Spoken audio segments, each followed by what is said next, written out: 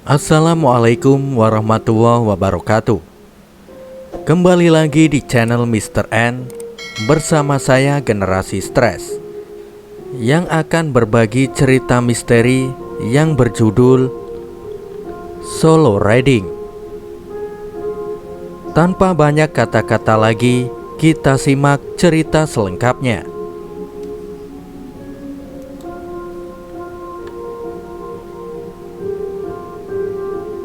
Kali ini saya dapat izin membawakan cerita yang diangkat dari kisah nyata oleh seorang penulis horor ulung, terutama di dunia Twitter. Barangkali jika ada bahasa yang sulit dimengerti dan terdapat nama dan lokasi yang sama, mohon dimaklumkan.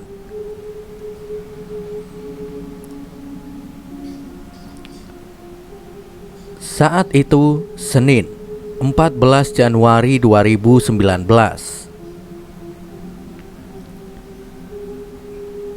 Kring, kring, kring. Suara alarm nyaring terdengar dari handphone miliknya. Sampai ia pun terbangun dari tidurnya. Dilihatnya waktu sudah menunjuk pukul 4 pagi. Ia pun bangun untuk membersihkan diri dan bergegas ke musola dekat rumahnya. Pagi itu masih gelap gulita, namun suara ayam jago sudah berkokok di berbagai penjuru desa kala itu.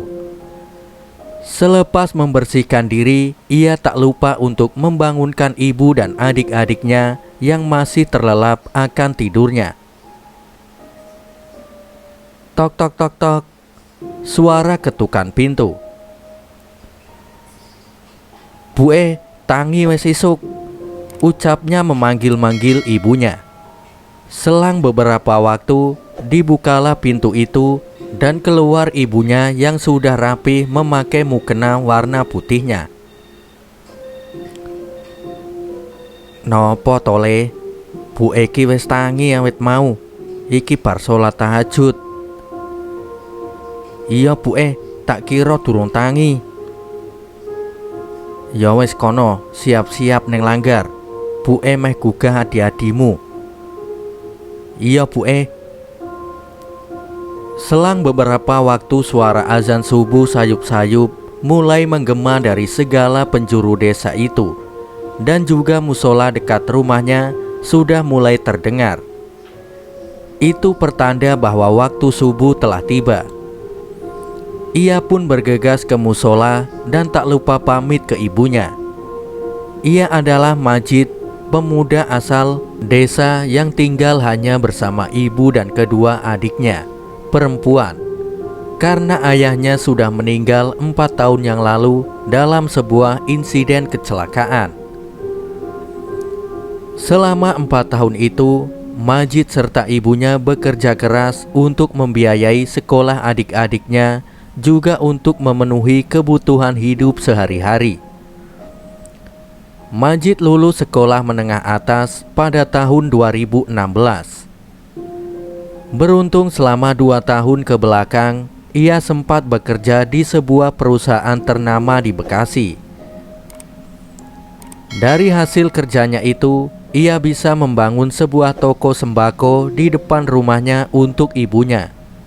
Serta ia juga mempunyai sebuah usaha mie ayam bakso yang baru ia geluti selama 3 bulan ke belakang. Langit pagi itu mulai tampak sedikit agak terang, tanda matahari akan segera muncul. Dilihatnya ia sedang membenarkan sepeda motornya yang sepertinya sedang ada kendala di bagian mesinnya. Karena sudah beberapa kali ia coba untuk nyalakan, namun tak pernah bisa. "Motormu neng opo tole? Mogok meneh?" tanya ibunya yang sedang berjalan dari dalam keluar rumah sembari membawa 2 cangkir teh hangat dan kemudian diletakkannya di meja teras rumah. "Mboten ngertos iki Bu, neng opo? Wes tak beneri kok isih ra gelem moni," jawabnya yang masih sibuk mencari akar masalahnya. "Wes to, rene ngeteh. mangke tak kon perintah Pak Iwan bener ke, jawab ibunya yang sudah duduk di bangku sambil sesekali menyeruput teh hangat itu. Iya Bu, delo. Setelah beberapa kali diotak-atik, akhirnya motornya mau menyala. Alhamdulillah, moni juga kui motore, ujar ibunya. Iya Bu, alhamdulillah. Motornya ia standar 2 untuk dipanaskan terlebih dulu sebelum digunakan. Kemudian ia pun membasuh tangan untuk segera duduk menemani ibunya. Matahari perlahan-lahan mulai menunjukkan kehadirannya. Langit yang tadinya gelap gulita sekarang mulai perlahan terang dan waktu saat itu sudah menunjuk pukul 6 pagi.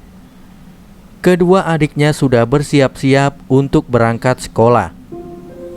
Adik pertamanya bernama Amelia. Sekarang sudah kelas 3 SMA yang sebentar lagi akan segera lulus. Dan adik keduanya bernama Ani. Sudah kelas 1 SMA yang mana mereka berdua sekolah di tempat yang sama. Meh mangkat saiki nopo dek? Tanya Majid melihat kedua adiknya yang sudah rapi dengan pakaian sekolahnya. Iya mas, meh mangkat saiki, jawab Lia sembari membenarkan kerudungnya. Mas, aku tumbas noiki yo, tunjuk Ani di layar HP-nya yang tiba-tiba menyodorkannya ke Majid. Yo, mengko tak golet neng pasar, ujarnya seraya mengangguk tanda setuju.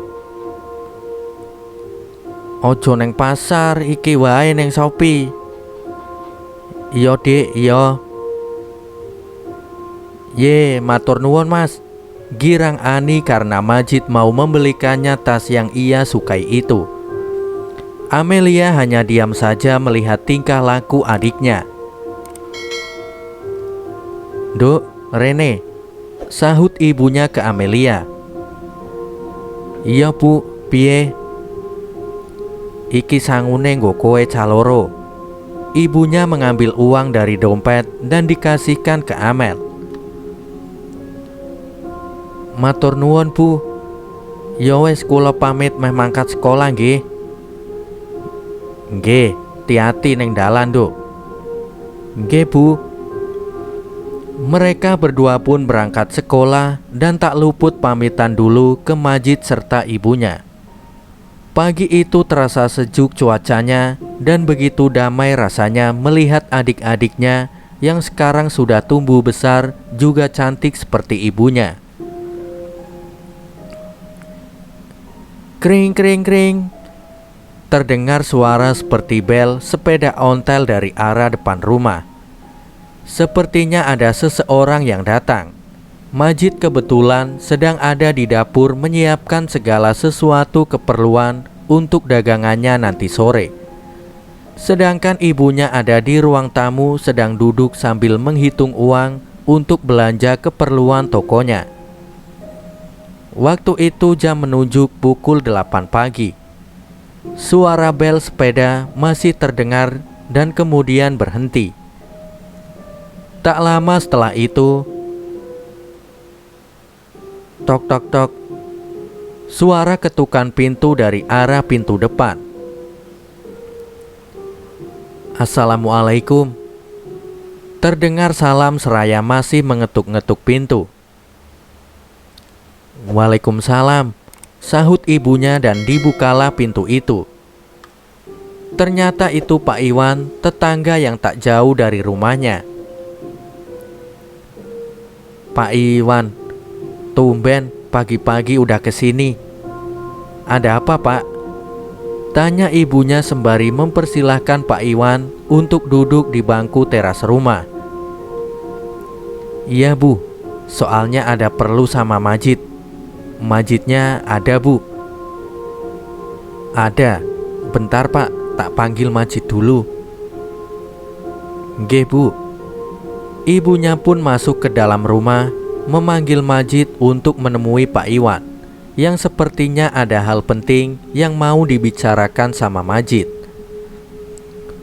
Selang beberapa waktu, Majid pun keluar menghampiri Pak Iwan yang sedang memainkan HP-nya. "Assalamualaikum Pak Iwan. Piye kabare, sehat?" ucap hangat Majid sembari menjabat tangan Pak Iwan. "Waalaikumsalam Jid. Alhamdulillah sehat. Awakmu piye, sehat?" "Alhamdulillah Pak, sehat ini. Gimana Pak? Ada perlu apa? Kok pengen ketemu saya?" "Ini Jid, anakku Putri dapat panggilan kerja di sebuah kota. Aku kesini mau minta tolong anterin Putri ke sana. Bisa apa enggak?" "Minta dianterin hari apa Pak?" "Besok, hari Selasa. Soalnya mulai kerja hari Kamis. Bisa apa enggak Jid?" Majid terdiam sejenak mendengar permintaan Pak Iwan. Ia sebenarnya ragu untuk setuju karena mengingat ia harus dagang. Lalu dari arah dalam rumah, ibunya keluar sembari membawa 2 cangkir kopi panas beserta cemilannya di sebuah nampan kayu dan diletakkannya di meja. "Loh, ada apa? Kok pada diam-diaman?" tanya ibunya yang heran melihat Majid sama Pak Iwan saling terdiam. "Enggak Bu, ini aku lagi mikir dari permintaan Pak Iwan." "Emangnya Pak Iwan minta apa Jid?" tanyanya sembari duduk di sebelah Majid. Maklum saja, Ibu Majid saat itu belum mengetahui maksud dan tujuan dari kedatangan Pak Iwan ke rumahnya. Lalu Pak Iwan pun menjelaskan apa yang dimaksudkan Majid barusan ke ibunya. "Gini Bu, anakku kan ada panggilan kerja di salah satu perusahaan. Nah, aku datang ke sini ingin meminta tolong Majid mengantarkannya ke tempat kerja itu besok hari Selasa," jelas Iwan kembali. "Oh, gitu ya. Silahkan diminum dulu Pak kopinya. Takut keburu dingin." Ibu Majid melupakan tujuan utamanya mengantarkan minum. "Iya Bu, terima kasih." "Jid, libur dulu dagangnya. Besok anterin anaknya Pak Iwan ke sana. Hari Jumat bisa mulai dagang lagi," ujarnya meyakinkan Majid. "Iya Bu, besok tak anterin putrinya Pak Iwan," jawabnya tanda setuju. Pak Iwan pun merasa lega di situ karena Majid mau mengantarkan anaknya. Lalu percakapan lain pun mereka obrolkan sampai sekitar jam setengah 10 Pak Iwan pamit. Pukul 10 Majid pergi ke pasar untuk membeli beberapa keperluan buat dagangannya nanti sore. Jarak pasar dengan rumahnya memang lumayan jauh. Kurang lebih ada sekitar 45 menitan lah untuk sampai di pasar dan ibunya sudah berjaga di tokonya. Tak membutuhkan waktu lama, dipacunya kuda besi itu sembari membawa sebuah kerendeng yang sudah digantungkan motornya. Jalan ditempuhnya dan ia pun sudah sampai di pasar. Lalu kemudian ia membeli beberapa keperluan yang dibutuhkan untuk dagang seperti bawang, cabai dan lainnya. Tak lama ia belanja, hanya menghabiskan waktu sekitar setengah jam. Keadaan pasar saat itu sedang ramai, seperti layaknya pasar kebanyakan. Singkat cerita, ia merasa perutnya lapar. Ia sempatkan waktu sejenak untuk makan di warung makan yang ada di sana. Dipesanlah makanan itu. Banyak pilihannya, ada sayur kangkung, kentang, ayam, ikan, telur dan lain-lain. Ia hanya memilih sayur kangkung dan ayam. Dilahaplah makanan itu. Warung makan itu terbuka tidak seperti warteg.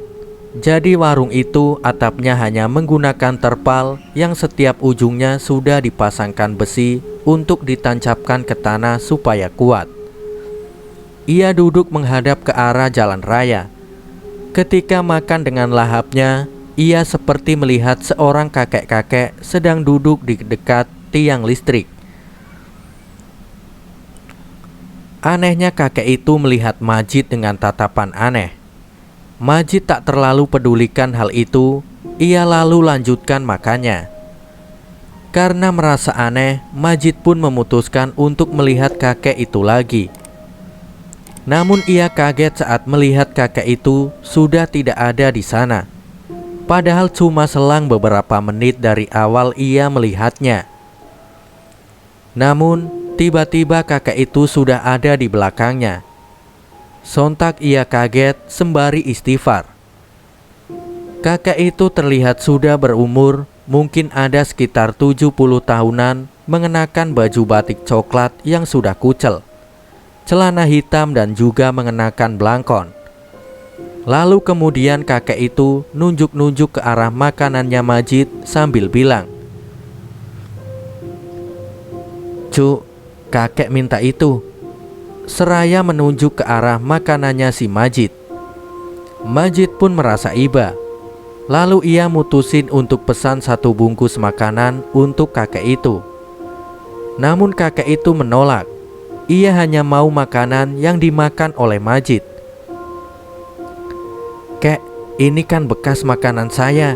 Mending tak bungkusin aja ya." Kakek itu tetap kekeh menolak. Yang ia mau hanya makanan yang Majid makan. Alhasil Majid pun mau tak mau menuruti apa yang kakek itu mau. Sampai ibu yang punya warung geleng-geleng kepala dibuatnya. Dibungkuskanlah makanan bekas Majid makan, dan dikasihkanlah makanan itu ke kakek itu. Sebelum pergi, kakek itu bilang sesuatu ke Majid yang membuat ia bingung dengan perkataan kakek itu. Lalu kakek itu pun pergi sembari membawa makanan bekas Majid. Ia masih bingung dengan perkataan kakek itu. Apa maksudnya? Ada apa?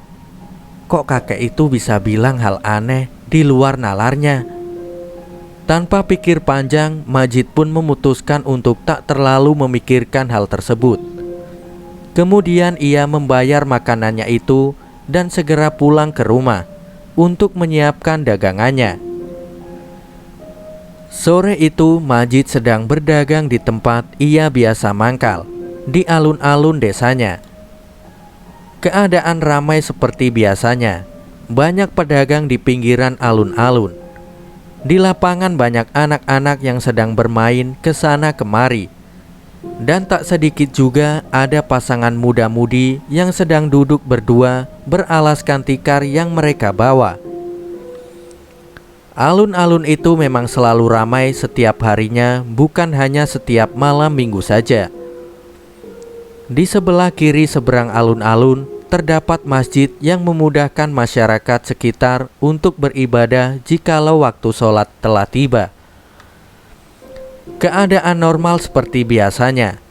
Dagangan Majid banyak pembelinya karena memang rasanya yang nikmat dan lezat. Bahkan penulis sering beli mie ayam atau bakso miliknya. Dan pernah juga iseng bertanya dari mana dia belajarnya, dan ternyata dia diajarkan oleh ibunya.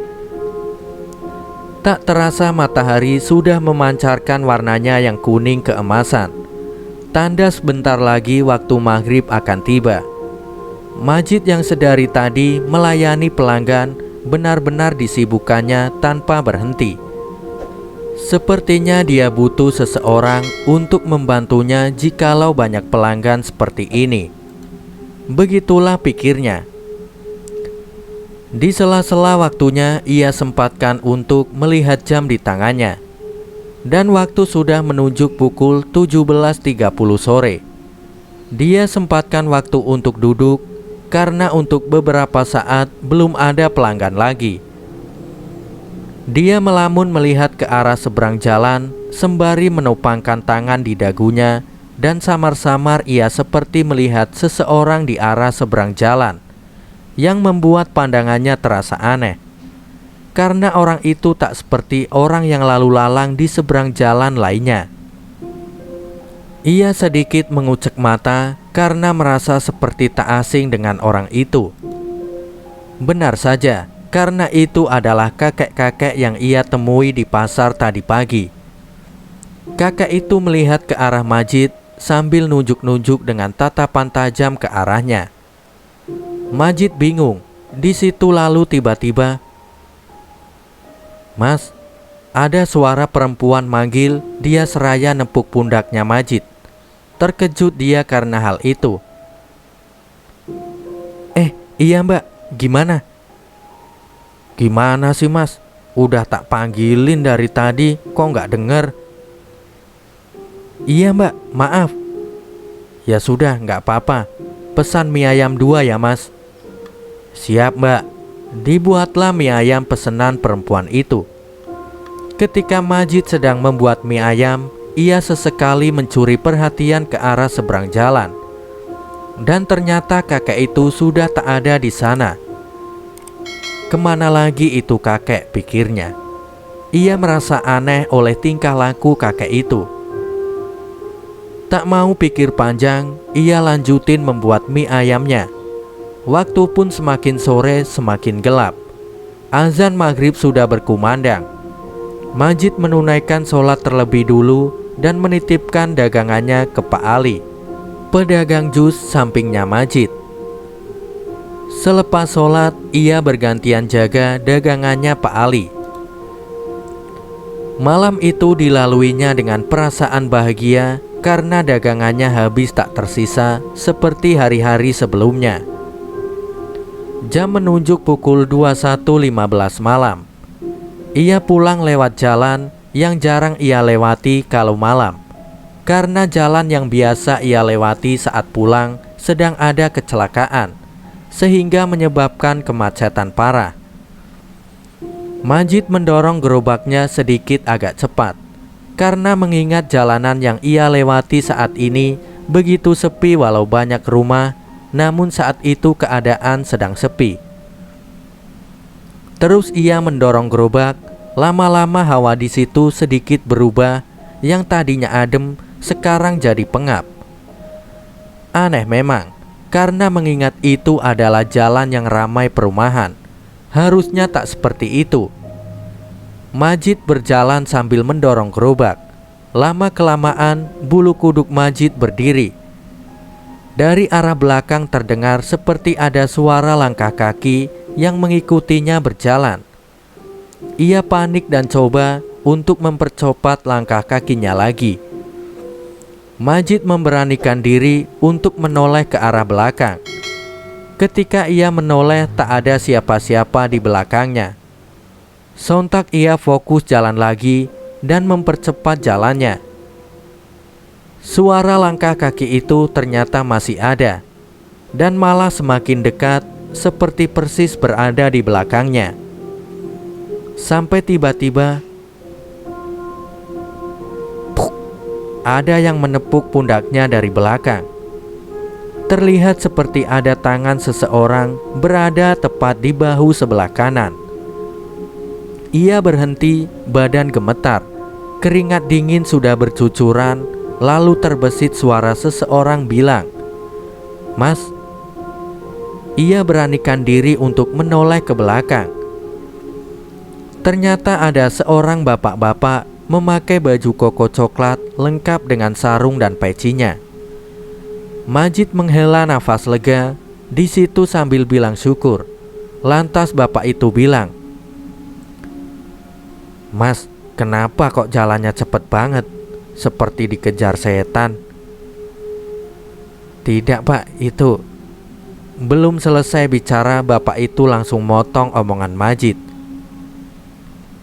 "Tarik nafas dulu mas, biar ngomongnya lancar."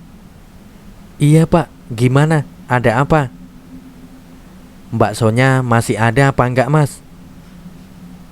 "Udah habis pak." "Oh gitu ya. Ya udah mas, makasih."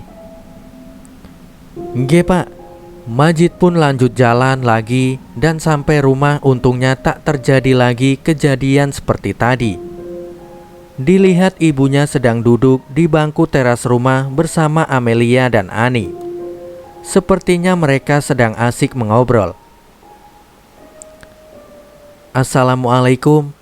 Kayaknya ada yang seneng ini," sembari memarkirkan gerobak di teras rumah sebelah kiri. "Waalaikumsalam," ucap mereka bertiga bersamaan. "Iya mas, ini Mbak Amel dapat juara 1 lomba nyanyi di sekolah. Ini pialanya," seraya menunjukkan piala yang Ani maksudkan. "Alhamdulillah. Ya udah, Mas minta tolong bantu beresin dagangannya Mas." "Sip Mas." Kemudian Majid pun duduk di samping ibunya, sedangkan Ani dan Amelia membereskan dagangannya Majid untuk disimpan di dapur. "Jid, tadi sore Pak Iwan datang ke sini. Besok nganterinnya jam 6 pagi katanya," ucap ibunya. "Iya Bu, Pak Iwan ngomong apa lagi selain itu Bu?" "Udah, cuma bilang gitu doang." Waktu pun sudah menunjukkan pukul 10:30 malam. Jalan depan rumahnya yang tadinya banyak lalu lalang kendaraan sekarang sudah mulai sepi. Majid dan keluarganya pun sudah masuk ke dalam rumah untuk istirahat. Sebelum tidur, ia sempatkan waktu untuk sholat Isya terlebih dahulu dan berdoa meminta kelancaran untuk perjalanannya besok. Malam itu hening, hanya ditemani suara jam dinding yang terus berputar. Selepas sholat, Majid pun langsung beranjak ke kasur untuk mengistirahatkan badannya itu. Dan ia pun sekarang sudah terlelap akan tidurnya. Di sela-sela tidurnya, ia bermimpi melihat sosok kuntilanak merah ada di kamarnya. Sosok itu berdiri dekat meja kamarnya dengan posisi menghadap persis ke arahnya. Entah mimpi atau bukan, ia melihatnya dengan sangat jelas. Penampilan sosok itu benar-benar sangat mengerikan yang membuat ia sangat ketakutan. Wajahnya pucat pasi, matanya hitam mengeluarkan darah merah segar. Mulutnya menganga dengan kedua taringnya yang panjang, dan kuku-kukunya pun panjang. Sosok itu perlahan mendekati Majid. Tubuh Majid kaku tak bisa digerakkan, mulutnya pun susah untuk bicara. Saat itu Majid hanya bisa pasrah, tak bisa apa-apa. Sosok itu semakin lama semakin mendekat, dan sekarang posisinya sudah ada tepat di atas tubuhnya Majid. Mencoba untuk melawan tapi tak bisa, karena tubuh dan mulut tak bisa ia gerakan. Kemudian sosok itu mulai membungkuk seperti mau menduduki Majid. Wajahnya sekarang sudah ada tepat di depan muka Majid. Di situ ia melihat dengan sangat jelas. Tangisan pun sudah tak bisa ia bendung lagi. Hanya bisa berdoa dalam hati, berharap tak terjadi apa-apa. Lalu tiba-tiba, bruk! Sosok kuntilanak itu terpental ke dinding kamar seperti ada sesuatu yang mendorongnya dengan sangat keras. Lalu terbesit suara, "Jangan ganggu cucuku." Ada suara kakek-kakek dari arah sebelah kanannya Majid. Ia tak bisa melihat sosok kakek itu karena badan juga lehernya tak bisa ia gerakan. Sosok kuntilanak itu kemudian pergi menghilang entah kemana. Di situ Majid benar-benar sangat bersyukur karena masih bisa diselamatkan. Namun ia tak bisa melihat sosok kakek yang menyelamatkan dia. Karena saking lemasnya, ia pun pingsan. Singkat cerita, tiba-tiba ia langsung terbangun dari tidurnya dengan keringat yang sudah bercucuran di badannya. Entah mimpi atau bukan, tapi kejadian itu benar-benar seperti nyata. Dilihatnya jam dinding, ternyata sudah jam 4 pagi.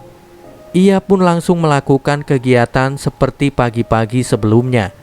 Walau masih keingat kejadian semalam. Seumur hidupnya baru kali ini dia mendapatkan mimpi yang seperti itu. Dan dia termasuk orang yang tak peka terhadap hal-hal mistis. Sekitar jam 6 kurang, Majid sudah siap untuk pergi ke rumahnya Pak Iwan. Ibunya pun memberikan nasi bungkus untuk sarapan ia di jalan nanti.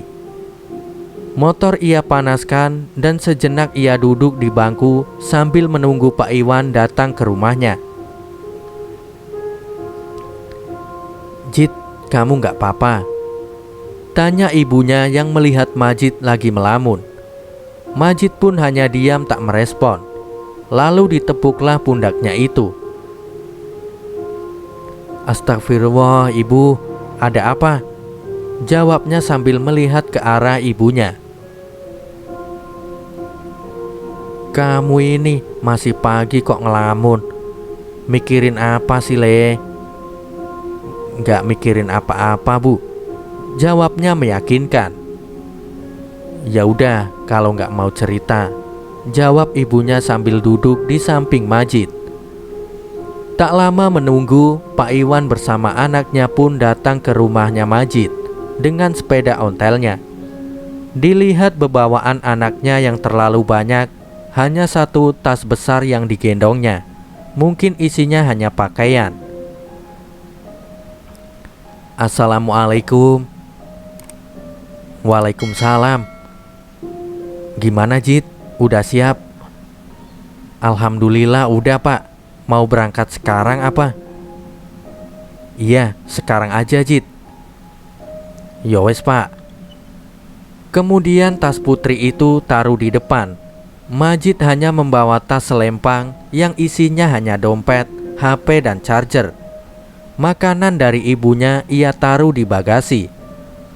Majid memakai jaket kulit dan celana jeans hitam serta pakai sepatu dan sarung tangan karena mengingat perjalanan yang ia tempuh lumayan jauh. Mereka berdua pun siap untuk berangkat. Tak lupa untuk pamitan ke ibu dan Pak Iwan juga adik-adiknya. Pagi itu cuaca sedang cerah. Matahari begitu sangat menghangatkan badannya. Jalanan ramai seperti biasanya. Ia pun mampir ke pom untuk mengisi bahan bakarnya. "Put, udah makan belum?" "Belum Mas." "Ya udah, makan dulu ya." "Iya Mas." Putri mengangguk karena memang perutnya terasa lapar. Lalu Majid membawanya ke warung makan dan mereka makan bersama. Majid makan nasi bungkus dari ibunya, sedangkan Putri makan nasi pesanannya. Perjalanan mereka masih jauh. Untuk sampai di sana mungkin memakan waktu hingga 6 jaman lebih. Selepas sarapan, mereka pun melanjutkan perjalanannya. Tak lupa membeli minum botolan. Lama mereka berjalan, waktu pun sudah menunjukkan pukul 9 pagi. Selama di perjalanan itu, mereka banyak mengobrol tentang banyak hal. Lalu, tiba-tiba ban belakang terasa goyang. Majid pun mutusin berhenti dan mengecek. Benar saja ternyata ban belakang bocor. Terpaksa Majid menuntun motornya karena di sekitar mereka tak ada bengkel motor. Lama ia menuntun, masih belum menemukan bengkel motor. Karena mengingat posisi mereka sekarang sedang ada di jalan perbukitan. Kemudian tak lama mereka jalan. Di pengkolan depan, Putri melihat warung makan yang sampingnya ada bengkel motor. "Mas, itu ada bengkel," ucap Putri seraya menunjuk ke arah depan. "Alhamdulillah," ucap syukur Majid sambil menambah kecepatan jalannya agar segera sampai di bengkel. Setelah jalan kurang lebih 5 menit, akhirnya mereka sampai juga di bengkel. Kemudian motornya ditambal. Cuaca yang tadinya terang sekarang mulai sedikit agak mendung. Beruntung Majid sudah menyiapkan 2 mantel di bagasi motornya. Kemudian rintik-rintik hujan pun turun. Sedangkan motor masih belum selesai ditambal. "Put, bawa mantel apa enggak?" "Enggak Mas." "Mas Majid bawa apa enggak?" "Alhamdulillah bawa 2. Alhamdulillah, ucapnya dan sambung lagi ia bicara. Mas, ini masih lama apa enggak nyampenya? Masih Put, kurang lebih 3-4 jaman. Paling lama di hutannya nanti. Mas Majid emang ngambil jalur mana?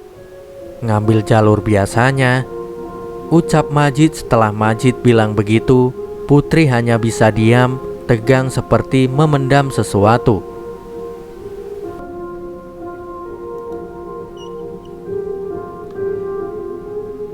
Setelah menunggu beberapa saat, motor akhirnya selesai ditambal dan siap untuk berangkat lagi. Terlihat hujan semakin lama semakin deras. Dipakailah mantel yang sudah ia bawa itu. Hati-hati ya Mas, ucap Putri. Iya Put. Tak lama mereka berjalan. Hujan pun semakin lebat sampai kaca helm sedikit agak kabur karena hantaman airnya. Hari itu tak banyak kendaraan yang lewat. Hanya ada 1-2 mereka berpapasan. Kemudian kabut pun turun, membuat ia was-was mengendarai motornya. Majid sempat berpikir untuk berhenti, mengingat derasnya hujan dan kabut turun menghalangi pandangannya. Namun ia mengurungkan niatnya itu, karena posisi dia sedang tidak baik untuk berhenti. Tak lama setelah itu, Majid melihat ada 2 jalan, ke kiri dan ke kanan. Ia pun berhenti untuk melihat plang penunjuk jalan. Tertulis arah kiri ke S dan kanan ke K. Mas beneran mau ngambil jalan K apa? Ucapnya dengan agak sedikit berteriak karena hujan menghalangi jarak pendengarannya. Iya Put, kalau ngambil es kejauhan, ucapnya dengan sedikit teriak. Putri di situ hanya bisa diam berharap tak terjadi apa-apa karena mengingat sebelumnya pernah lewat jalur K yang membuat ia juga temannya mengalami hal buruk di sana. Sedikit penjelasan tentang jalur K yang dikenal dengan sebutan hutan kematian. Jadi hutan ini itu jalurnya ekstrim. Namun kalau mau cepat sampai di kota S lewat hutan ini. Solusinya kalau dari arah kotanya Majid, di hutan ini banyak sekali pohon pinus, jalurnya naik turun. Alasan kenapa disebut hutan kematian, karena di jalur ini sering banyak terjadi kecelakaan baik sepeda motor, mobil, truk, dan juga pernah ada kasus pembuangan mayat di jalur ini. Tak jarang pengendara sering diperlihatkan penampakan baik siang ataupun malam hari. Kurang lebih seperti itu penjelasannya. Saat sedang menyalakan motornya dan mau lanjut jalan lagi, Majid dikagetkan oleh suara klakson mobil truk dari arah jalur K. Ada yang aneh dengan mobil itu, pikirnya. Dia ngelaksonin apaan? Di depannya kan tak ada kendaraan lain. Lalu tiba-tiba mobil itu terguling ke kiri. Sontak Majid teriak, "Hei!" Di situ Putri kaget. "Mas, kenapa?" Majid nengok ke arah Putri. "Put, itu ada mobil truk terguling," ucapnya sambil nunjuk ke arah jalur K. "Mana Mas? Nggak ada." Putri heran karena yang Majid tunjuk tak ada apa-apa. Lalu Majid pun kembali melihat ke arah truk terguling tadi, dan betapa terkejutnya ia melihat truk itu sudah tidak ada di sana. Majid terdiam heran, tanpa sadar kalau Putri sedari tadi menepuk pundaknya untuk mengajaknya jalan lagi karena Putri sudah merasa tidak nyaman berhenti lama-lama di sana. "Mas, hei, ayo jalan lagi." Majid pun sadar dan segera untuk pergi dari tempat itu. Dinyalakanlah itu motor. Ketika Majid hendak belok ke arah jalur K, Tiba-tiba dari arah jalur es, ada mobil jeep melaju kencang sambil membunyikan klaksonnya. "Mas!" teriak Putri seraya memeluk Majid begitu eratnya. Beruntung dengan sigap, Majid langsung mengerem walau sempat ban belakangnya tergelincir. Dan hampir saja tabrakan itu terjadi. "Astagfirullah, kamu gak apa-apa Put?" tanya Majid. Sedangkan mobil itu sudah jauh dari pandangan mereka. "Aku gak apa-apa Mas. Mas Majid gimana?" "Alhamdulillah, aku juga gak apa-apa." Majid mutusin untuk berhenti sejenak di pinggir jalan karena mengingat kejadian barusan membuat mereka syok. Sedangkan hujan masih turun dengan derasnya. Selang beberapa lama terlihat ada mobil mengarah ke arah mereka. Sepertinya itu mobil jeep yang hampir menabrak mereka, pikirnya. Tak lama mobil itu berhenti, lalu keluar seorang laki-laki yang sudah membawa payung ke arahnya. "Mas, kenapa berhenti di sini?" "Nggak apa-apa Mas, lagi istirahat ini." "Lebih baik lanjut jalan lagi Mas. Daerah sini rawan. Dan jangan lewat K, soalnya lagi ada pohon tumbang ngehalangin jalan." "Iya Mas, terima kasih, udah dikasih tahu." "Ya udah Mas, aku tak lanjut jalan lagi lewat es ini." "J Mas." Tak lama lelaki itu pun balik lagi ke mobilnya dan langsung pergi meninggalkan Majid. "Ya udah Put, ayo jalan lagi, kita lewat es ya, nggak apa-apa kan?"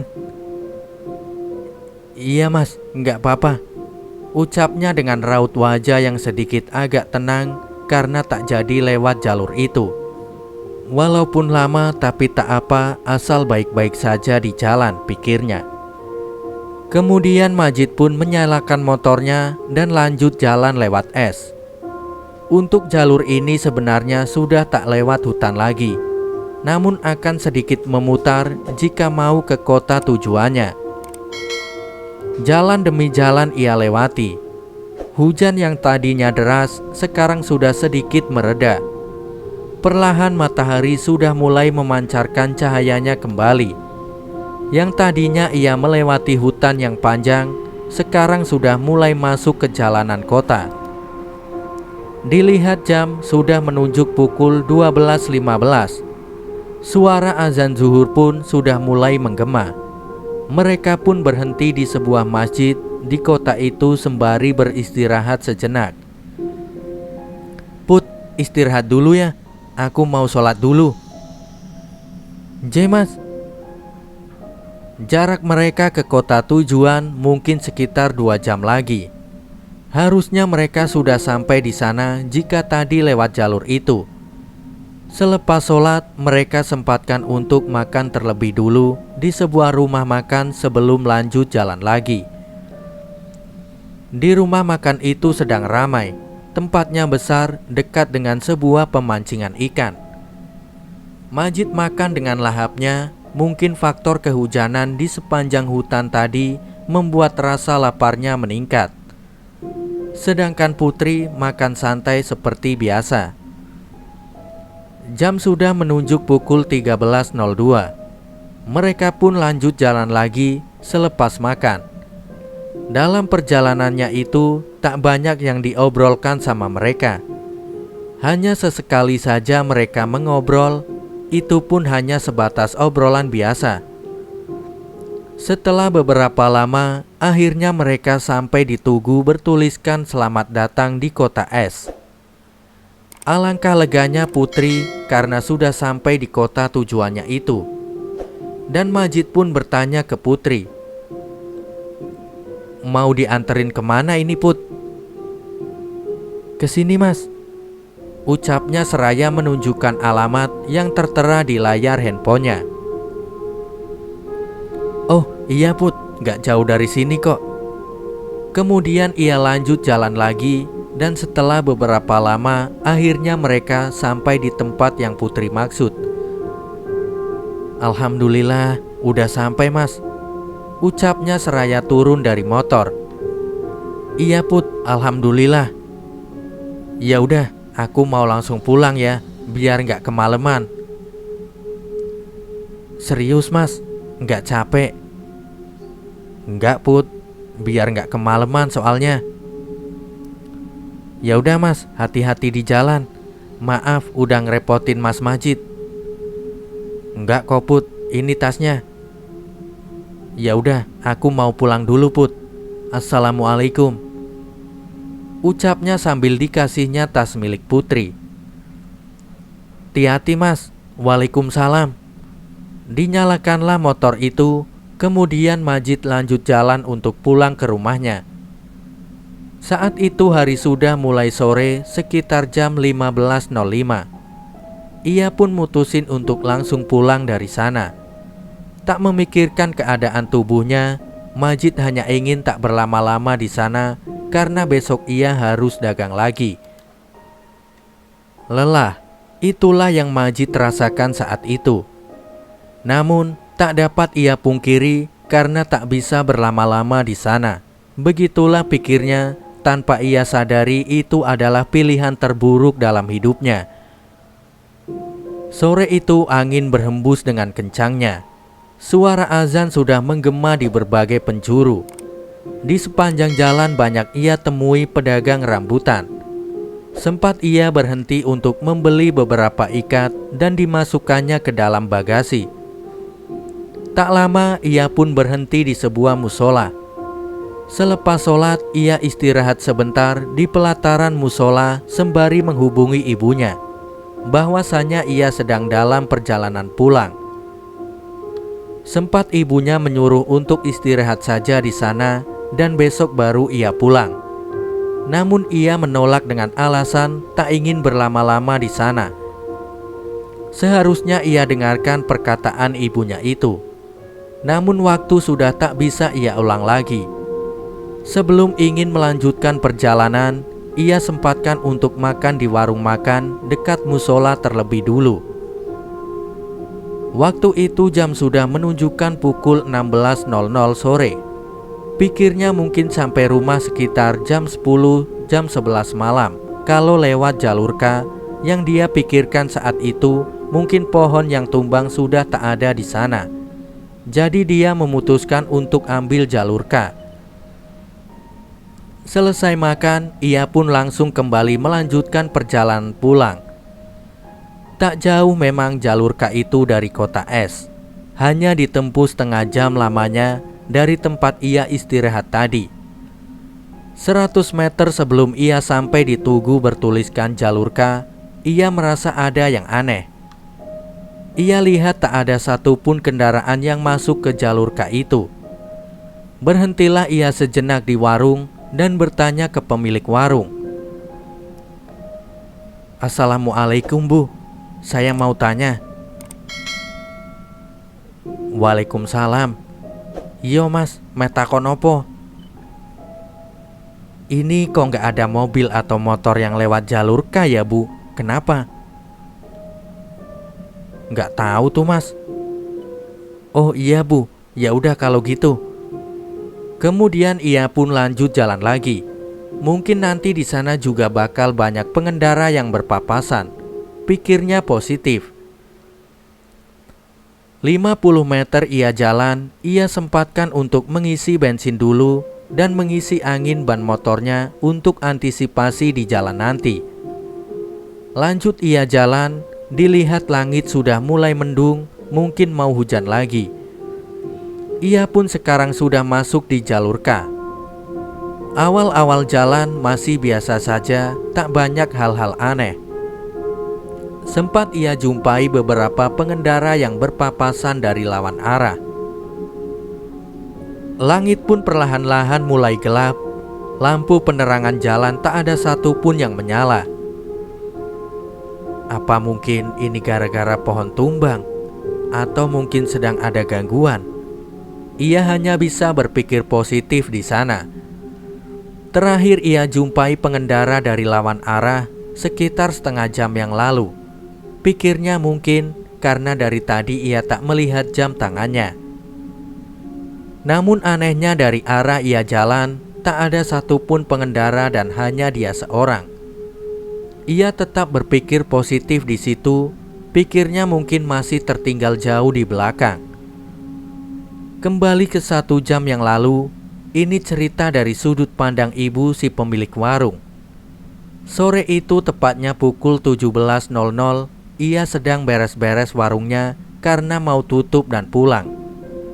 Ia melihat dari arah kanan ada sekitar 5 mobil polisi berdatangan dan berhenti tepat di depan tugu jalur K. Ia pun jalan agak cepat ke tugu itu untuk melihat apa yang terjadi di sana. Sesampainya ia di sana, ia melihat seorang polisi membawa polis lain dan dibentangkan polis lain itu dari satu sisi ke sisi yang lain, seperti tak ada yang boleh masuk ke jalur K. Ada apa ini? Kenapa tugunya dikasih polis lain? Kemudian beberapa masyarakat sudah banyak berkumpul di sekitaran area itu. Seorang polisi kemudian mengambil sebuah megafon dan ia pun bicara kepada masyarakat. Perhatian semuanya, tolong dengarkan dengan seksama. Saya akan bicara di sini. Kenapa kami memberi garis polisi pada tugu ini? Di dalam hutan sana ada beberapa pohon besar yang tumbang. Kami baru mendapat informasi dari pusat. Diharapkan jangan ada yang melewati garis polisi ini.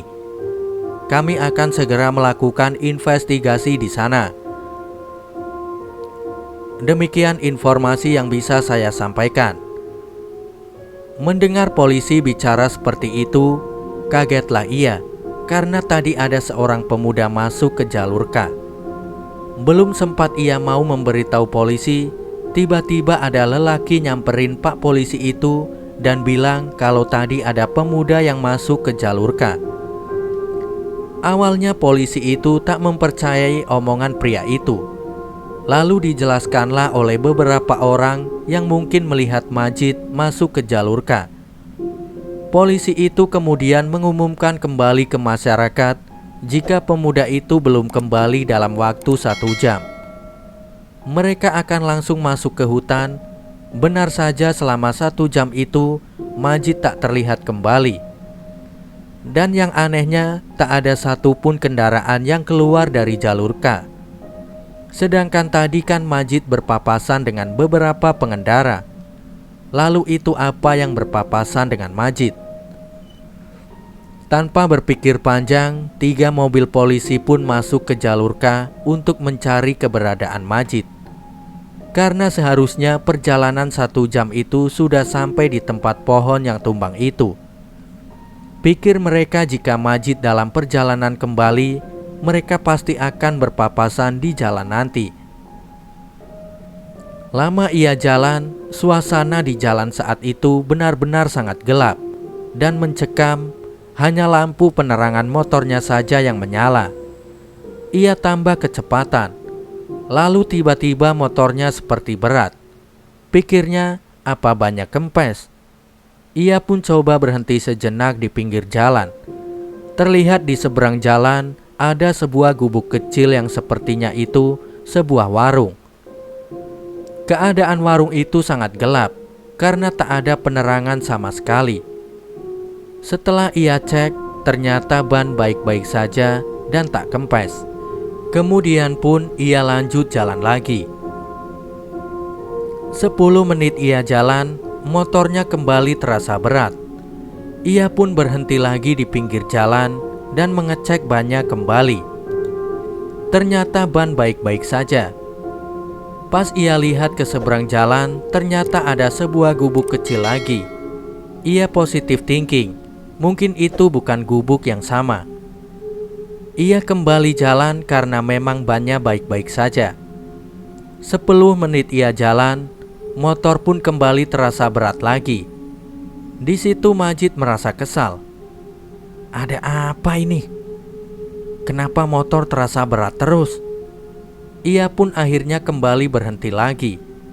Dan dilihatnya ban itu ternyata baik-baik saja. Pas ia kembali menengok ke arah seberang jalan, alangkah terkejutnya ia melihat sebuah gubuk kecil yang sama seperti awal ia melihat tadi. Lalu tiba-tiba dari dalam gubuk itu keluar sosok kuntilanak merah yang sama persis seperti apa ia mimpikan waktu itu. Majid sontak langsung teriak, "Huah!" Langsung ia naiki motornya dan pergi dari tempat itu dengan perasaan yang sudah tak karuan. Jantung berdegup dengan sangat kencangnya. Nafas sudah tak karuan. Berharap sosok itu tak mengejarnya. Ketika ia belok ke kiri, tiba-tiba dari arah depan, sosok kuntilanak itu sudah menghadangnya. Sontak Majid langsung banting kemudi ke kanan. Karena tak bisa menahan keseimbangan, akhirnya Majid terjatuh. Ia terlempar dari motornya sejauh 5 meter. Tampak sosok itu mendekatinya perlahan dengan raut wajah menyeramkannya. Berusaha bangun dengan nafas yang terengah-engah sambil sesekali menggeram kesakitan. Kemudian ia copot helmnya dan lari tak tentu arah masuk ke dalam hutan, mengingat motornya tak bisa ia ambil. Pikirnya sosok itu sudah berhenti mengejar, namun ia salah. Sosok kuntilanak itu masih mengikutinya terbang di atas kepalanya sambil tertawa melengking. Ia tahan semua rasa sakit yang dirasakan dan terus lari dengan nafas yang terengah-engah. Berharap ada seseorang datang membantunya. Kemudian dari kejauhan ia melihat sebuah cahaya. Ia lari terus menuju cahaya itu. Sampai di sana ia melihat sebuah rumah gubuk tua dengan lampu petromak sebagai cahayanya. Dan ia melihat ada seorang nenek duduk di teras gubuk itu. Ia pun langsung lari ke arah gubuk itu. Dengan nafasnya yang tak karuan, ia lari seraya memanggil nenek itu. "Mbah, tolong mbah," ucapnya. Nenek itu hanya diam membisu seperti tak mendengar dan melihat Majid. Terus ia lari ke arah gubuk itu, namun bukannya mendekat, ternyata ia hanya lari di tempat. Bingung tak tahu harus bagaimana, Majid nangis sejadi-jadinya. Semua bebacaan seperti tak mempan terhadap sosok kuntilanak itu, yang kini ia sudah ada 3 meter tepat di depannya. Badan Majid kaku tak bisa digerakkan. Mulut pun tak bisa untuk bicara. Sosok itu perlahan mendekat dengan tangan yang sudah siap menusuk Majid. Sosok itu bilang, "Hahaha, kamu akan mati," ucap sosok itu dengan ngerinya. Belum sempat ia menusuk Majid, seketika itu juga tubuhnya bisa digerakkan dan berhasil menghindar dari serangan dembit itu. Lari ia ke arah gubuk dan alangkah terkejutnya melihat bahwa gubuk itu sudah tak ada di sana. Tubuh, kaki, tangan, semua anggota badannya sudah benar-benar lemas, seperti tak kuat lagi untuk berlari. Namun jika tak begitu ia akan dibunuh. Majid sekuat tenaga berlari. Kuntilanak itu masih mengejarnya. Ia sempat menengok ke belakang ke arah sosok itu. Karena tak melihat jalan di depannya, tiba-tiba Majid tersandung sebuah akar dan ia pun terjatuh. Terengah-engah ia dibuatnya, dadanya sakit terkena batu. Sempat ia batuk karenanya, kacau, panik, sudah campur aduk ia rasakan. Sosok itu terus mendekatinya dengan kuku panjangnya yang siap menusuk Majid. Lalu tiba-tiba ada sosok hitam tinggi besar berbulu. Matanya merah dengan taring dan kukunya yang panjang. Genderuwo itu berlari dari arah kanan menuju sosok kuntilanak dan betapa kagetnya ia melihat mereka saling bertarung. Akhirnya sosok kuntilanak itu pun menghilang. Dan yang lebih parahnya, sekarang genderuwo itu mengincar Majid untuk ia makan. "Ada apa ini? Kenapa aku jadi incaran demit? Kenapa harus seperti ini? Apa ini akhir dari hidupku? Jika benar, tolong jangan seperti ini." Ucapnya dalam hati, benar-benar putus asa saat itu ia rasakan. Tak kuat lagi ia berdiri dan berjalan, hanya bisa terbaring lemas. Genderuwo itu sekarang ada tepat di atasnya. Majid hanya bisa pasrah. Wajah genderuwo itu berada tepat di wajahnya. Air liurnya terus menetes ke wajahnya. Ia buka mulutnya dengan begitu lebarnya, seperti siap melahap Majid. Lalu, wah, ia terbangun sambil memegangi lehernya. Majid kaget, ternyata ia masih berada di jalan, dengan posisinya yang telentang, sedangkan motornya berada 5 meter darinya. Ia pun bangun dan melihat ke sekitar, ternyata sudah tak ada lagi sosok kuntilanak itu. Sebenarnya apa yang terjadi? Perasaan tadi ada di tengah hutan, kenapa sekarang ada di sini? Apa semuanya itu hanya mimpi? Ucapnya dalam hati seraya bersyukur karena masih diberi kesempatan untuk hidup. Perlahan ia jalan ke motor karena badannya masih terasa nyeri. Berharap ia bisa cepat sampai rumah dan tak ada gangguan-gangguan lagi. Ia pun memeriksa jam berapa sekarang. Namun jam tangannya mati, kacanya pecah, mungkin karena jatuh tadi. Ia keluarkan HP-nya dan ternyata mati juga. Jadi ia tak tahu jam berapa sekarang. Sampai di motor dan didirikanlah sama dia. Terlihat tak banyak yang rusak, hanya saja bodi bagian kirinya retak dan banyak yang lecet. Beruntung, itulah pikirnya karena motor tak banyak kerusakan. Lanjutlah ia jalan walau dengan perlahan. Benar-benar sepi, tak ada kendaraan satupun yang lewat malam itu.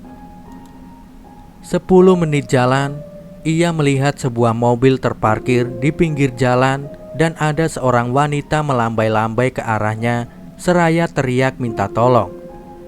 Ia pun berhenti dan bertanya ke wanita itu, "Kenapa mbak? Mobilnya mogok?" "Iya mas, mogok. Bisa benerin gak?" "Insya Allah mbak, saya cek dulu." Diceklah sampai ketemu masalahnya saat otak-atik mobil itu. Ia merasa aneh, wanita tadi kemana setelah memberinya senter. Ia coba panggil wanita itu, namun tak ada jawaban sama sekali. Tiba-tiba bulu kuduknya merinding. Ia mencium bau busuk yang sangat menyengat. Dan terbesit ada suara seperti rintik-rintik air di arah belakangnya. Ia pun berhenti dan coba perlahan berputar badan. Sontak ia kaget, ternyata pocong sudah berdiri tepat di belakangnya dengan wajah penuh belatung dan matanya hampir copot. Majid teriak dan langsung ia naik ke motornya pergi dari tempat itu. Jalan terus ia tanpa henti, tanpa memikirkan lagi. Ia hanya ingin cepat-cepat bisa sampai rumah. Di saat itu sedang fokus ke jalan, tiba-tiba motornya mati. Paniklah ia, kenapa harus berhenti? Kenapa lagi ini? Tolong! Ia pun berhenti di pinggir jalan, mengecek motornya dan kali ini parah. Bensin motornya habis. Padahal baru ia isi full tadi sore. Mau tak mau ia hanya bisa menuntun motornya. Dengan keadaan gelap gulita dan hanya ada sedikit cahaya dari bulan saja yang tembus di antara pepohonan pinus itu. Rasa takut, sakit badan, capek, lelah, bingung, semua ia rasakan saat itu juga. Berharap ada seseorang yang datang menolongnya. Kalau saja tadi ia dengarkan perkataan ibunya, mungkin semua tak akan seperti ini. Lama ia tuntun dari sisi hutan kiri, kanan, dia seperti sudah banyak pasang mata melihat ke arahnya. Takut itu yang benar-benar ia rasakan sekarang. Tak lama ia jalan, di depan terlihat seperti ada gubuk kecil. Ia putuskan untuk istirahat sebentar di sana. Sepertinya ini warung, pikirnya. Ia rebahkan badan di sebuah bangku panjang. Rasa lapar, haus, semua ia rasakan. Kemudian ia tertidur. Tiba-tiba dari dalam gubuk terdengar suara benda jatuh. Sontak ia kaget dan terbangun. Jantung berdegup dengan kencangnya. Rasa takut dan was-was ia rasakan. Lalu pintu warung perlahan terbuka dan terlihat seperti ada cahaya lampu petromak mulai perlahan muncul. Ia berlari ke arah motornya. Belum sempat ia mau lanjut jalan menuntun motornya, tiba-tiba ada suara yang memanggil namanya. "Jit, Majid, sini." Suara itu pelan tapi sangat menyeramkan. Penampilan nenek itu benar-benar sangat mengerikan sambil memegang lampu petromak di tangan kirinya, sedangkan tangan kanan memegang sebuah celurit panjang. Kemudian nenek itu jalan mendekatinya sambil terus memanggil namanya. Duk duk duk duk. Detak jantungnya terus bertambah. Cepat lalu tanpa pikir panjang ia langsung lari meninggalkan motor juga gubuk itu karena takut juga panik. Terus ia lari dengan perasaan takut yang benar-benar ia rasakan. Di saat ia sedang lari, dari arah depan ternyata ada sebuah mobil datang. Ia lambaikan tangannya sambil berseru minta tolong. Kemudian mobil itu berhenti dan Majid langsung menuju ke arahnya. "Kenapa, Mas?" tanya seorang lelaki dari dalam mobil itu. Kemudian perempuan di sebelah lelaki itu menanya, "Tersesat apa, Mas?" "Iya, Mas. Mbak, tolong saya." "Ya udah, Mas, masuk. Duduk di belakang ya," ucap lelaki itu. "Nje, Mas, matur suwun." Ia pun masuk ke dalam mobil itu dan duduk di bangku belakang. Ia sedikit lega di situ karena ada seseorang yang akhirnya membantunya. "Alhamdulillah, akhirnya aku selamat," ucapnya dalam hati. Mereka pun kemudian jalan. Ia sempat dikasih minuman oleh sepasang kekasih itu dan sebuah roti untuknya makan. Selang beberapa lama, ia akhirnya melewati gubuk itu lagi dan terlihat motornya masih ada di sana. Namun ia benar-benar kaget setengah mati karena ia melihat dirinya ada di sana sedang tidur di sebuah bangku panjang. "Itu siapa? Kenapa ada aku di sana? Bukannya aku ada di sini, dalam mobil." Lalu tiba-tiba botol minuman yang ia pegang berubah menjadi botol yang isinya darah. Dan makanan yang ia pegang berubah menjadi roti busuk yang sudah banyak belatungnya. Melihat semua tiba-tiba berubah seperti itu, sontak ia langsung muntah dan terbesit ada suara ketawa khas kuntilanak dari arah depannya. Pas ia kembali nengok ke depan, tiba-tiba kedua sosok itu sudah menatap tajam ke arahnya. Sontak ia kaget dan terbangun sudah berada di gubuk kecil itu lagi. Perasaannya sudah tak karuan. Langsung ia buru-buru pergi dari tempat itu. Lelah, entah kapan semua ini selesai. Kenapa harus seperti ini? Dan kenapa juga tak ada satupun kendaraan yang melintas? Ia terus memikirkan ibu dan adik-adiknya. Berharap bisa bertemu lagi dengan mereka. Dan kenapa aku bisa melihat mereka? Bukankah aku tak mempunyai kemampuan seperti ini? Sejak kapan aku bisa melihat mereka? Dan kenapa aku terus mengalami hal ini? Salahku apa? Beribu pertanyaan datang di pikirannya. Karena memang ia sangat tak menyangka bisa mengalami hal seperti ini, yang bahkan sebelumnya tak pernah ia rasakan. Tiba-tiba ia teringat dengan perkataan kakek-kakek yang ia temui di pasar waktu itu. Ia bilang, "Cuk, jangan pergi lewat jalur K, bahaya. Banyak yang mau nyelakain kamu. Dengerin perkataan kakek." Kagetlah ia mengingat semua itu. Jadi ini maksud dari perkataan kakek itu. Kenapa aku tak mendengarkannya? Kenapa aku malah lupa? Ucapnya dengan perasaan bersalahnya. Sedih yang ia rasakan, air mata pun sedari tadi sudah menetes, tak kuat menahan rasa penyesalannya.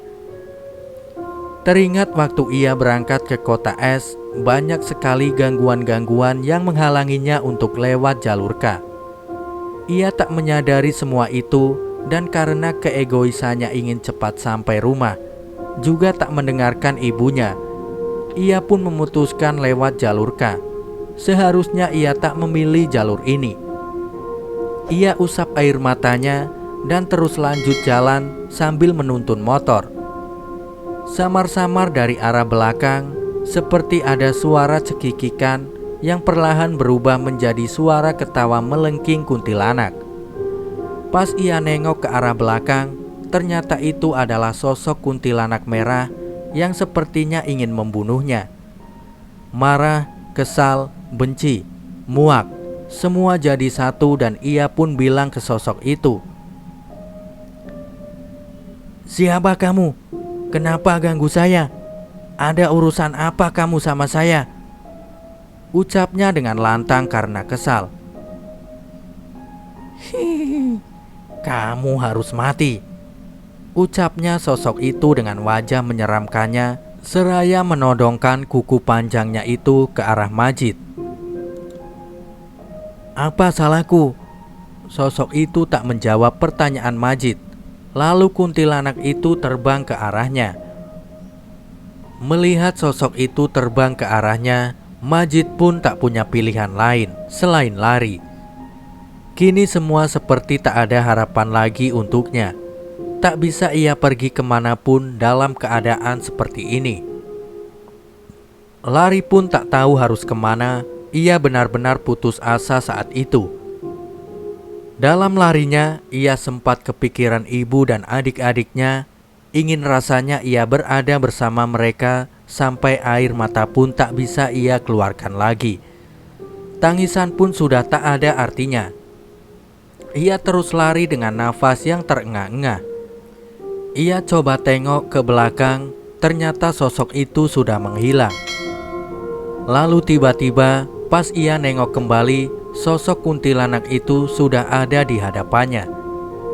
Sontak ia terkejut dan jatuh terpental ke belakang dengan posisi terlentang. Mencoba berdiri namun tak bisa. Tubuhnya kaku, tak bisa ia angkat, hanya mulutnya saja yang bisa ia gerakan. "Salahku opo? Salahku opo? Salahku opo?" ucapnya sambil tersedu-sedu, nangis karena sudah tak kuat lagi dengan semua ini.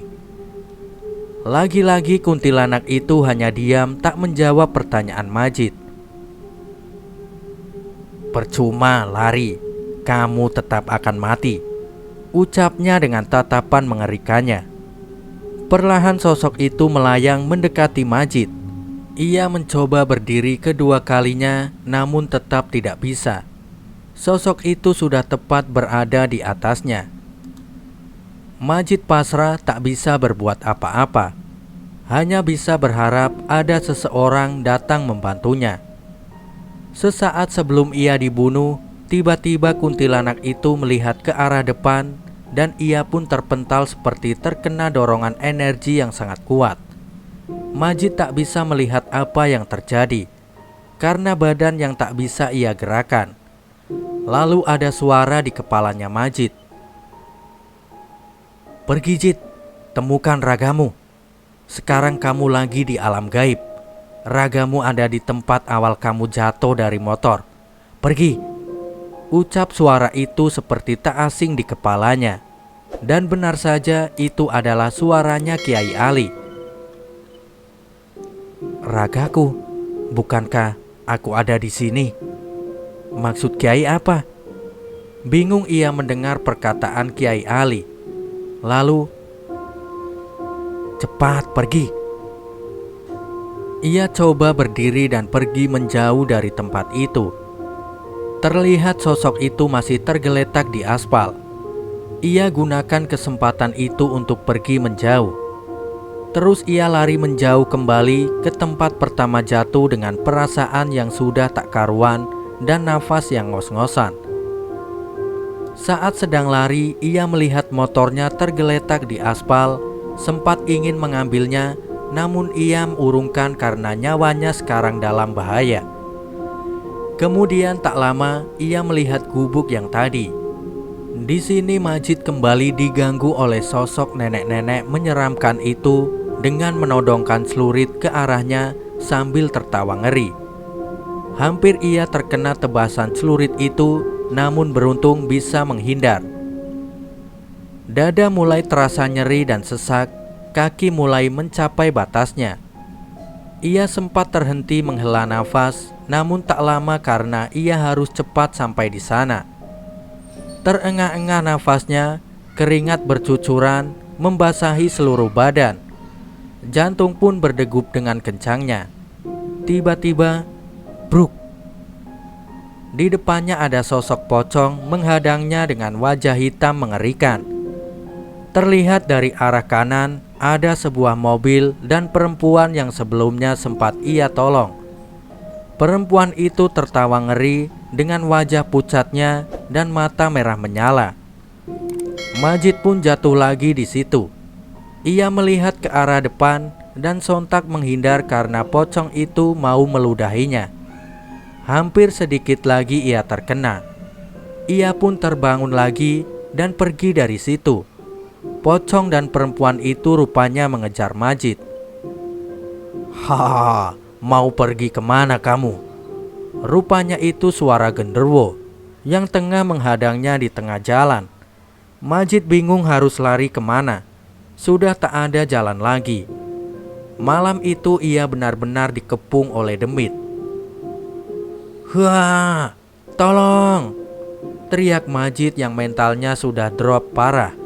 Dia saat ini hendak ditangkap oleh sosok genderuwo. Tiba-tiba sosok itu terpental jauh seperti yang terjadi sama kuntilanak merah.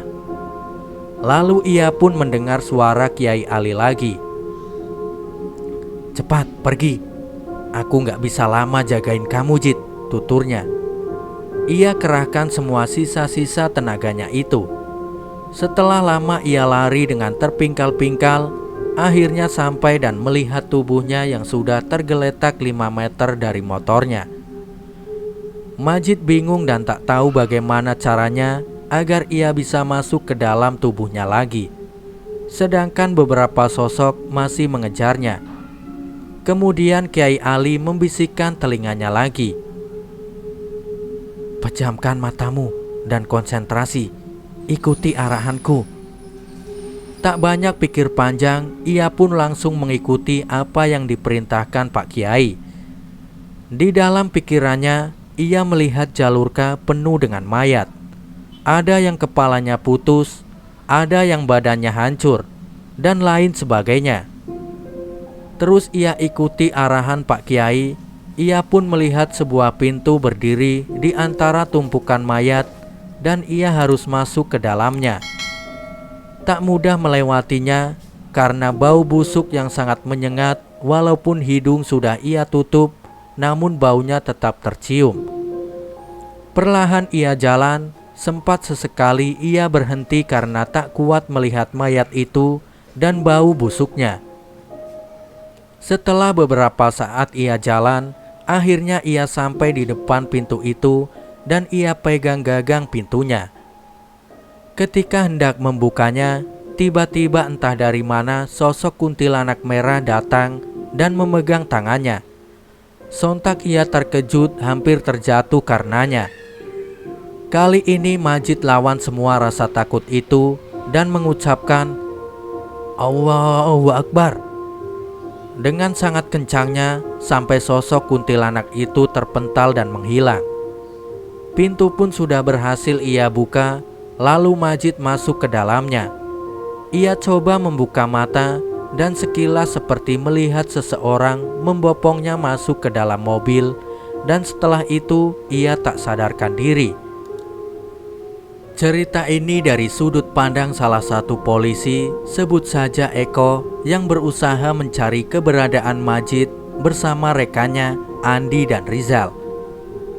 Sore itu tepat pukul 18.00, 3 mobil polisi masuk ke jalur K untuk mencari pemuda yang dikatakan oleh beberapa warga.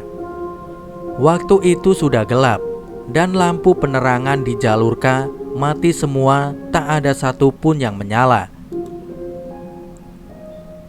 "Pak, serius ini mau masuk ke jalur K?"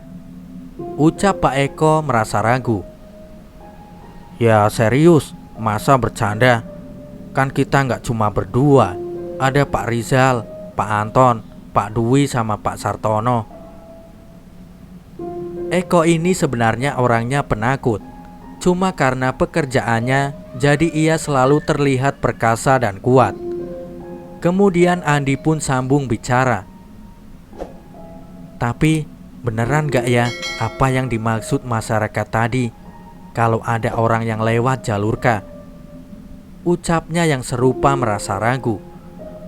Kemudian mereka pun bicara ke mobil rekan lainnya melalui HT masing-masing. Ternyata mereka berempat pun merasa ragu, tapi mau tak mau mereka harus tetap jalan sampai pepohonan tumbang itu. Pikir mereka jika pemuda itu sampai di pepohonan tumbang, pasti dia akan kembali dan mereka pasti akan berpapasan. Terus mereka berenam jalan, tiba-tiba duar! Suara ban mobil Dwi dan Sartono pecah. Sontak Eko dan Andi pun berhenti dan keluar dari mobil dan mereka berempat menghampiri mobil Dwi. "Aduh, gimana ini? Ban serepku tertinggal lagi," keluh Pak Dwi. "Pak Rizal, ada ban serep nggak?" "Ban serepku pecah Pak, gimana ini?" Kemudian Pak Andi mengambil sebuah keputusan yang membuat Eko merasa ngeri. "Pak, kayak gini aja, ini kan pada nggak ada ban serep. Lebih baik mobil Pak Dwi diderek aja kembali ke kota. Telepon mobil derek sekarang. Pak Dwi, Pak Anton, Pak Sartono di sini nunggu mobil derek dateng. Saya, Pak Rizal sama Pak Eko akan lanjut jalan lagi," ucap terang Andi. Sempat terjadi perdebatan di antara mereka. Lalu Andi menjelaskan alasannya dan semua pun menyetujuinya. Kemudian mereka bertiga lanjut jalan lagi meninggalkan Pak Dwi, Pak Anton dan Pak Sartono. Mereka pun sekarang bertiga dalam satu mobil. Lama mereka jalan dengan lampu penerangan satu-satunya di mobil. Untuk mengurangi rasa takut, Eko pun banyak mengobrol kedua rekannya itu. Sampai suatu ketika ia melihat sosok putih berdiri di samping pohon sebelah kiri mobil. Posisi duduk mereka itu Eko dan Andi depan dan Rizal di tengah. Sontak ia terkejut. "Astagfirullah," ucap Andi pun nanya. "Kenapa Pak Eko?" "Ora popo Pak." "Serius Pak?" "Iya Pak, serius, ora popo." "Oh ya wes, nek ora popo." Andi merasa jalan ke pohon tumbang seperti lama sekali. Ia sempat beberapa kali melewati beberapa gubuk sebelah kanan jalan. Seperti gubuk itu tak ada habisnya. Dan Andi pun nanya ke Eko dan Rizal. "Pak Eko, Pak Rizal, kerasa nggak kok kita kayak lama sampai pohon tumbangnya?" Dilihatlah jam mereka. Dan anehnya pada mati semua jam tangannya. Mereka coba buka HP. Beruntung HP-nya menyala dan bisa melihat jam. Benar saja mereka di jalan hampir 1 jam, namun belum sampai pohon tumbangnya. Setelah sadar ada yang aneh. Andi pun melihat gubuk lagi, sepertinya gubuk yang sama pikirnya. Terus ia jalan dan ketemu gubuk lagi yang sama. "Wah, ada yang gak beres nih," ucapnya dalam hati. Kemudian Andi pun bebacaan dalam hati seraya masih menyetir. Akhirnya gubuk itu sudah tak terlihat lagi. Ia tahu bahwasannya tadi mereka hanya berputar-putar saja di situ. Pantas terasa lama. Ternyata ada yang iseng sama kita, ucap Andi dalam hati. Ia lanjut jalan, makin lama makin terasa aneh. Andi melihat banyak sosok sudah berbaris di kiri dan kanan jalan. Sosok itu ada yang kepalanya putus, badannya rusak, ada yang tinggal kepala, dan kuntilanak, pocong, genderuwo pun ada di sana, seperti sedang memperhatikan mereka. Sementara itu, Eko sedari tadi sudah merinding ketakutan, dan Rizal ia bertingkah normal seperti tak terjadi apa-apa. Lalu tiba-tiba ada sosok kuntilanak merah berdiri di tengah jalan. Sontak Andi ngerem mendadak. Astagfirullah, ini apa pak? Ucap Rizal kaget karena kepalanya terbentur jok depan. Eko pun sama kaget karena rem mendadak itu. Kemudian Andi memberitahu mereka apa yang ada di depannya. Sontak mereka berdua ketakutan dan mengajak untuk kembali ke kota. Namun Andi menolak karena ia melihat pemuda dan motornya sudah tergeletak di tengah jalan dan kuntilanak itu seperti sedang menjaganya. Kamu berdua apa nggak ngeliat? Itu lihat di aspal ada apa? Tunjuk Andi. Mereka berdua kaget bukan main karena ada pemuda yang sudah tergeletak di aspal dengan sepeda motornya. Mereka pun bertanya, siapa itu pak? Kayaknya orang yang dimaksud oleh masyarakat. Terus gimana ini pak? Itu kuntilanak merah punya kuku panjang. Panik mereka berdua, tak tahu harus bagaimana. Lalu Andi keluar mobil dan sempat dicegah untuk tak keluar sama mereka berdua. Namun Andi tetap keluar dan menghampiri sosok kuntilanak itu. Jalan ia perlahan ke arahnya dan nampaknya sedang terjadi tabrakan energi. Eko melihatnya. Saat Andi berjalan perlahan ke arah sosok itu, ia sempat kontak batin dengannya. Mau apa kamu kesini? Aku mau bawa orang ini. Apa urusanmu sama orang ini? Kamu gak usah tahu apa urusanku sama orang ini, jawabnya dengan wajah mengerikan dan tangan yang sudah siap melawan. Oh, gak jawab pertanyaanku. Andi terus jalan ke arah sosok itu dengan mulut yang sudah komat kamit membaca ayat-ayat suci Al-Quran. Kuntilanak itu kepanasan dengan apa yang dilakukannya dan memohon-mohon ampun agar ia berhenti membaca ayat suci Al-Quran. Namun tak dilakukan oleh Andi. Jawab pertanyaanku. Apa urusanmu robo caiki? Sampai kowe berbuat kayak ngene. Ucapnya masih dalam batin. Kemudian tak kuat menahan panas yang serasa terbakar, sosok itu pun bilang ke Andi, Ampun, ampun, aku mung disuruh, ampun. Ucap sosok itu sambil teriak-teriak kepanasan. Siapa yang menyuruhmu? Tanya Andi dengan garangnya. Di satu sisi, Eko dan Rizal hanya bengong di dalam mobil melihat Andi yang ternyata punya kelebihan seperti itu. Mereka melihat Andi sudah ada di depannya. Namun sosok itu terbungkuk seperti memohon-mohon ampun ke Andi, pikir mereka. Kuntilanak itu memberitahukan siapa yang menyuruhnya. Lalu Andi pun membiarkannya pergi dan jangan ganggu pemuda itu lagi. Dan kuntilanak itu pun menghilang. Kemudian Andi menghampiri Majid, memeriksa apakah masih hidup atau tidak. Hei, sini keluar, bantu angkat orang ini, ucap Andi seraya melambaikan tangan ke arah mobil. Lalu Eko dan Rizal keluar dari mobil dan lari ke arah Andi. Iya pak, ini orangnya masih hidup, cuman lemas. Hati-hati angkatnya. ucap Andi sedikit mengarahkan mereka berdua mengangkat Majid. Rizal sadar bahwa Majid matanya sedikit agak terbuka dan seperti melihat mereka berdua sedang mengangkatnya.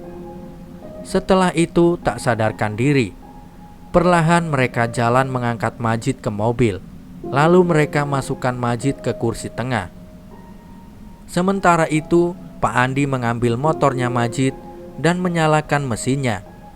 Kemudian ia naiki motor itu ke jalan ke arah mobil. "Ini aku yang bawa motornya, kamu berdua di mobil ya," ucap Andi. "Siapa?" ucap serentak mereka berdua.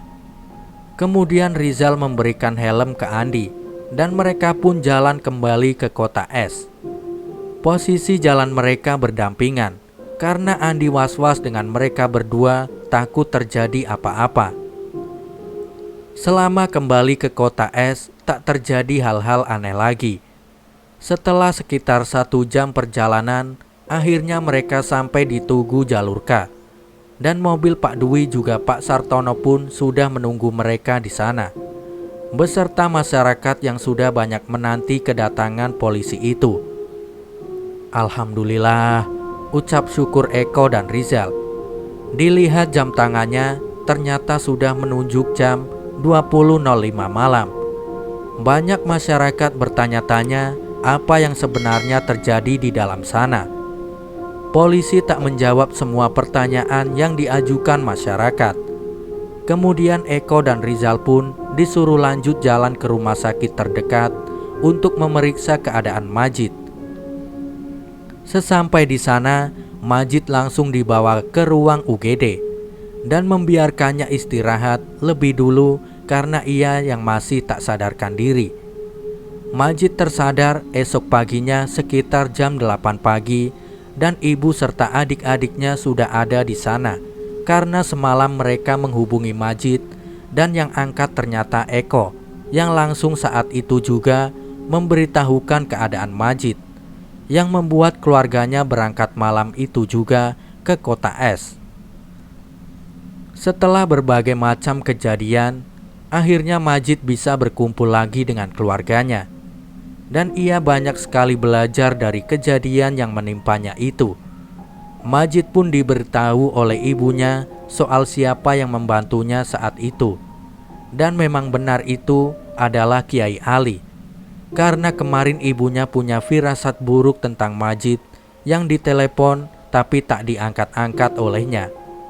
Kemudian ibunya pun minta tolong ke Kiai Ali dan beruntung nyawa Majid masih bisa diselamatkan. Sampai sekarang Majid sudah tak mengalami gangguan-gangguan itu lagi. Walaupun pada kenyataannya kini ia sudah sepenuhnya bisa melihat sosok makhluk astral. Selesai sudah cerita kali ini, jangan lupa subscribe and share. Wassalamualaikum warahmatullahi wabarakatuh.